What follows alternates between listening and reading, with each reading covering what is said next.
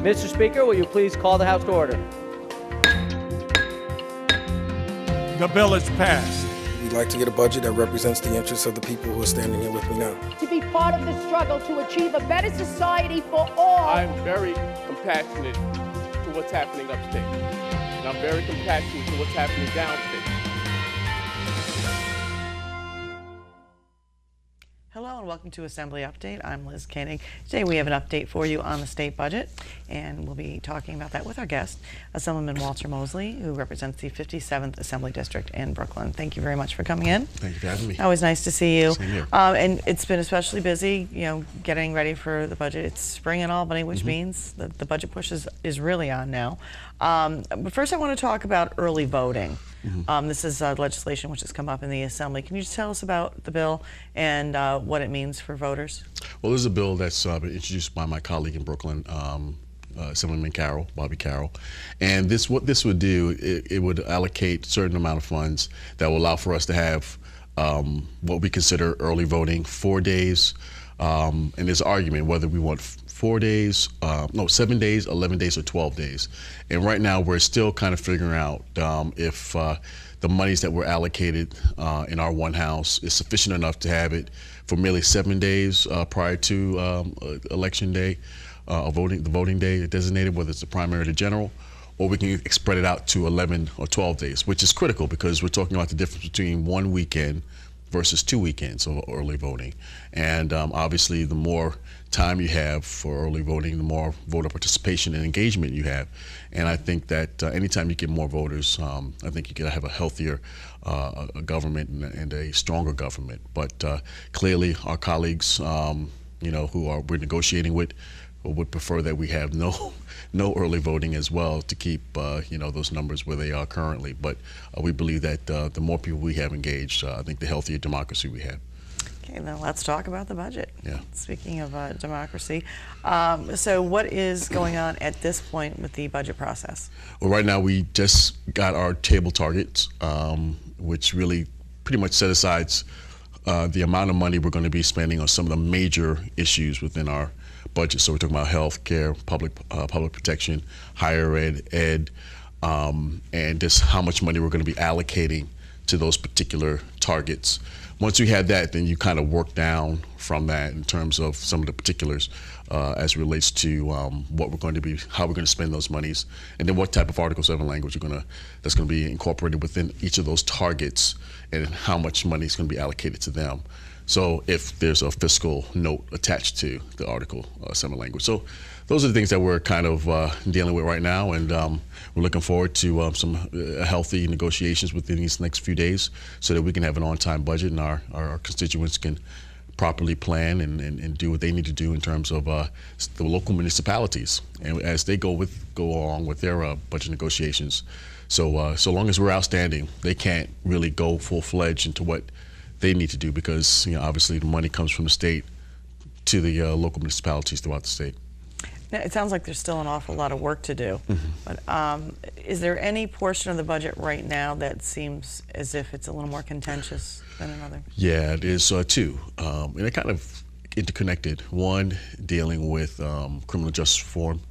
Obviously, we prefer that we would have our criminal justice reform package in the budget passed as a package, as opposed to kind of outside of the budget process, where then we have to kind of walk each piece of legislation through, and we seriously doubt the same will be done from our colleagues in the upper house.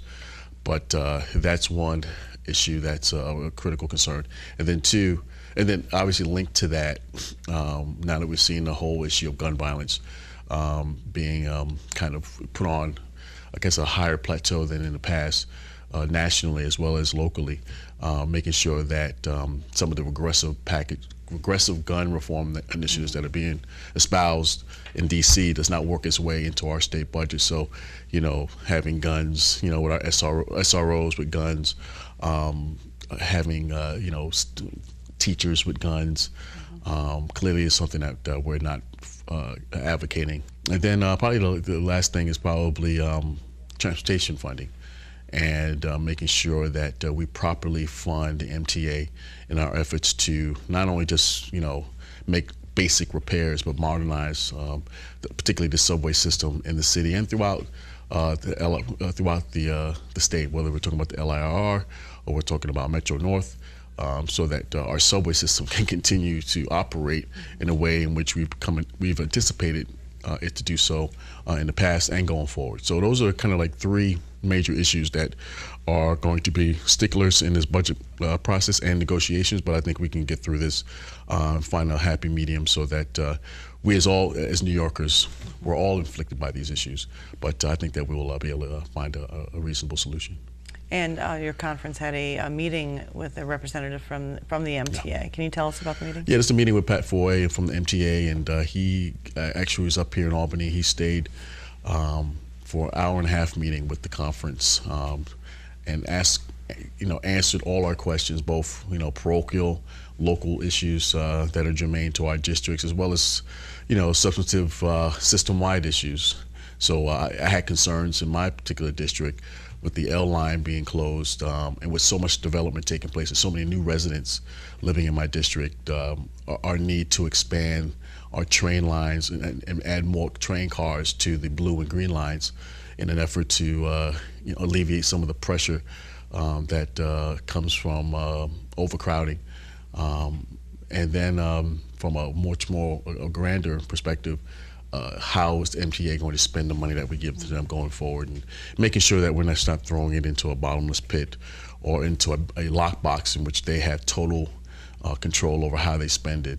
We have to make sure that whatever money we do give them going forward, whether it's towards congestion planning or whether it's towards upkeep of our current system, needs to be done in a way that's sufficient and sustainable over a period of time. What sort of maintenance problems are you seeing with the MTA right now? Well, the main thing is signaling. Clearly, how this system is a very old system. Many of the parts that are used now are outdated, and they don't really. And then there's no manufacturer who's now producing these parts, and two, how do we go forward in terms of making sure that whatever we do get doesn't become outdated, 4 or 5 years from now. So there's a careful balance that has to be taken into consideration as we modernize our system, but at the same time, we're going to make sure that we modernize our system so that we don't find ourselves, back to where we were 3 or 4 years ago when it comes to making sure that we have the most up-to-date technology, software that will operate our subway lines and our subway system. So those are questions that were asked by many of my colleagues, including myself, at this meeting. And let's move on and talk about March for Our Lives. What's happening with that? Well, this is a march that's being spearheaded by actually students.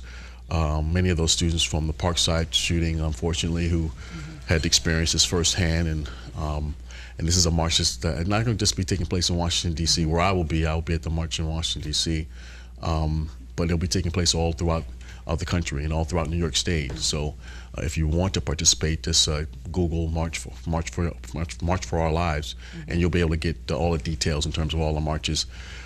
Clearly, there'll be a lot of voter registration.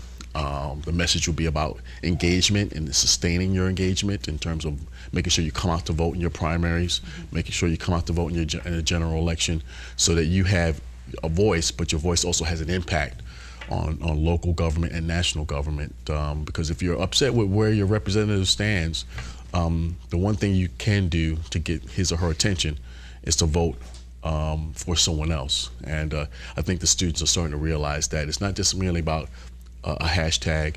It's not merely about putting something online and allowing other people to bear witness to it, but it also means to have sustained action, sustained engagement, similar to what we saw as students back in the civil rights movement, who understood that sometimes it takes a lot of sacrificing, whether it's being arrested, whether it's exposing yourself to physical violence, unfortunately, to make sure that you get your message across. And hopefully we don't have to get to that point.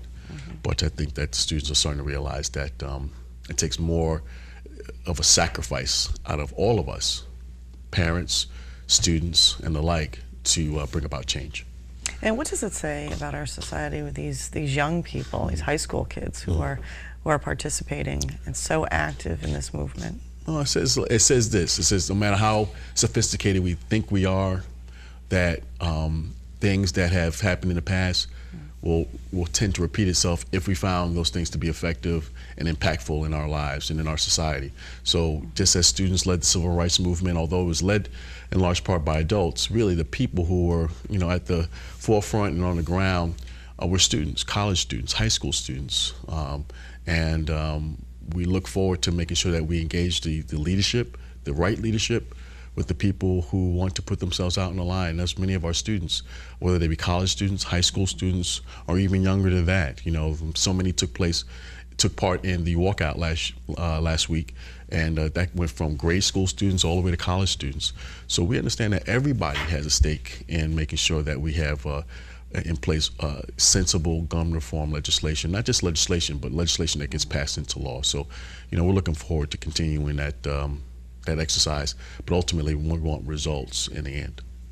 Now, many of these high school kids, seniors in high school especially, will be old enough to vote in the next election. Yeah. Is there a big push on right now to get these kids registered? Yeah, actually, when I'm in D.C., I will have on my person, you know, New York State voter registration applications in all forms and languages, because I understand that I might run into constituents, I might run into New Yorkers, and although we'll be in Washington, D.C., I don't want them to feel like they can't come to me and have the proper information or have the proper tools in an effort to vote, to register to vote, and at that present time, register at that time, and just stick it in the mailbox and be registered to vote. So, to me, as a legislator, I think it's imperative for us not to be heard or not to be, you know, to speak on the mic or to be on the stage, but it's imperative for us to play a part in terms of making sure that we get these kids fully engaged, officially engaged. The only way they can become officially engaged is if they become registered voters. Absolutely, you can march and do everything you want, but if you don't make that extra step, exactly, and let your voice be heard, then it's something. And I've noticed around the Capitol the other day, I saw Moms Demand Action. Yes. They were a very large group, very vocal group. Yes. So it seems as if this movement has kind of even picked up around. Yeah, we met with them yesterday, and obviously I meet with them every year at our annual conference we have as a group, as a caucus. But at the same time, we understand that as much as we want to talk about various organizations, the organizations are only as good as the people who are behind them. And right now we're seeing this groundswell of young people, older people, understanding that, you know, this is just not an urban thing. This is just not an urban issue. This is just not a city issue. This is just not a rural issue. This is a national issue that's impacting every state and every district that resides within the four walls of these United States of America. Okay, well, thank you very much for the update. We'll see you again soon, yes? Yes. Okay, thank you. We've been speaking with Assemblyman Walter Mosley, who represents the 57th Assembly District in Brooklyn. Thanks for joining us. See you next time.